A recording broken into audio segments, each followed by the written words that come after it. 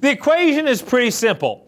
Better quality hay equals better feed for your cattle. The best way to put up high quality hay is with equipment that is well maintained. Brad Bullitt takes us to Missouri to learn about the value of properly adjusting hay cutting equipment. Gavin and Steve Floyd are busy guys. They operate Floyd Farms in southwest Missouri, and each year they cut about 1,000 acres of hay. And getting high-quality hay cut is a top priority for one simple reason. Quality hay in operation is very important for the fact that we get better gain on our stocker calves, and it brings our cows through the winter better with raising calves. We run a backgrounding operation. We background calves from 500 pounds up to 750 to 800 pounds, and we also have some cow-calf mama cows that we save the calves off of also. We do both dry hay and high moisture hay. Most of our fescue we bale dry. Our alfalfa, clover, millet, those higher protein crops we wet bale and wrap them with a tube wrapper. The variety of crops that we harvest are alfalfa. We harvest orchard grass and red clover. We harvest fescue. We do millet and crabgrass are the main hay crops that we do. The equipment we use to cut the hay is New Holland equipment. We use a 7230 disc bine and a 1411 disc bine. When it comes to getting hay cut and ready to bale, one of the first questions many producers ask is how to make dry down happen faster. One key strategy is to make sure your mower conditioner is set up and adjusted properly. The first thing a producer might notice is their hay is not drying as quickly as they expect it to. And sometimes that can be weather, but certainly it can be an adjustment issue on the machine as well. For the machine that we have here as a roll unit, it's got several key adjustments on it that need to be checked and adjusted periodically. How do you know if your conditioner is set properly? You look at the crop. You know, if you're feeding cattle, you examine the manure piles and the condition of the cattle. If you're checking to see if your conditioner is working properly, you're looking at that windrow as it comes out the back of the machine. If it's a legume crop, we're looking to see, is the stem broken and crushed, but the leaf is not bruised? That's ideal. You know, if we look and we're doing damage to the leaf or we're separating the leaf from the stem, we've got the conditioner way too aggressive. If we're not crushing the stalk, getting it where the moisture can relieve, then we're not aggressive enough. On the flail machine, the impeller machine, we're looking to see if we're removing that wax or the cutin off of the stem and the leaf of that plant so that the moisture can escape. And if we're beating it up or we're consuming way too much horsepower, maybe we've got it too aggressive.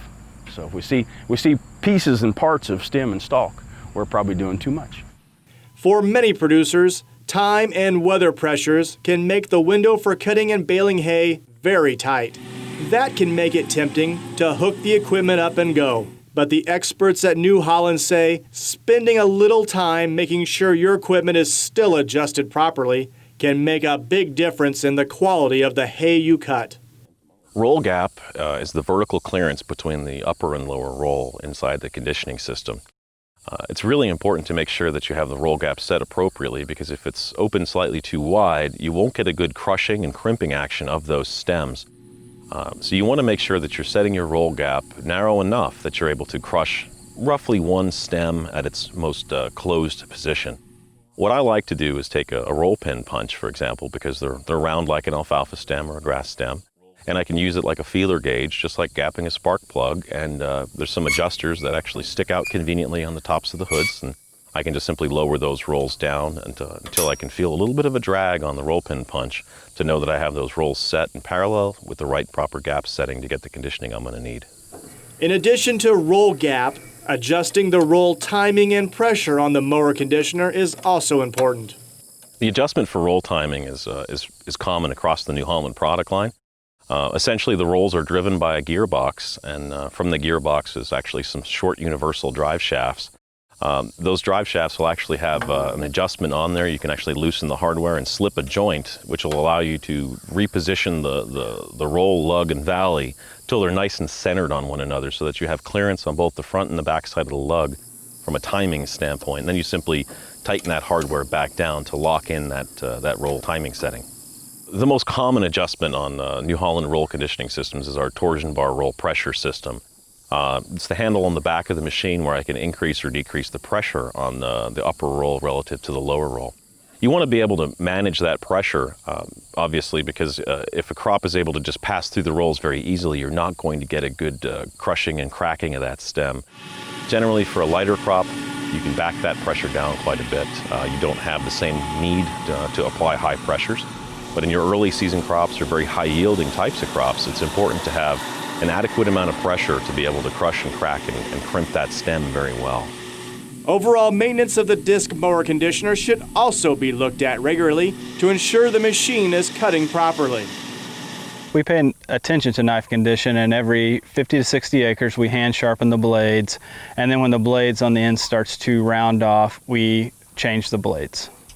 The service life of a disc cutting knife certainly isn't an infinite time period. They do need to be checked. We recommend that folks look at those at least once a day before they go out and start mowing for the day. They're quick and easy and inexpensive to change. Probably the biggest indicator of a dull or a damaged knife is it'll really negatively impact the quality of the cut of the machine. You can see streaking in certain grass crops in particular. When you leave uncut crop in the field, that crop is carried over till the next time the field is cut, and because it can be over mature or even dried down, it can really negatively impact the quality in that area of the field. So knife maintenance is an important thing to consider, which is one of the reasons this machine has the availability of what we call the Quick Max blade change system, which allows you to quickly change knives with a special tool in just seconds. With 1,000 acres to cut every year and cattle that need high quality hay, the Floyds have come to rely on their New Holland hay equipment. I like cutting with the disc bind for the ease of use. It's simple to use. It does a very nice job of cutting. It's just very important that the disc bind works well. We have very little trouble with the New Holland disc binds, and they're very reliable and they're a good tool to use on cutting hay. Reporting from Southwest Missouri, I'm Brad Bullitt for NCBA's Cattleman to Cattleman.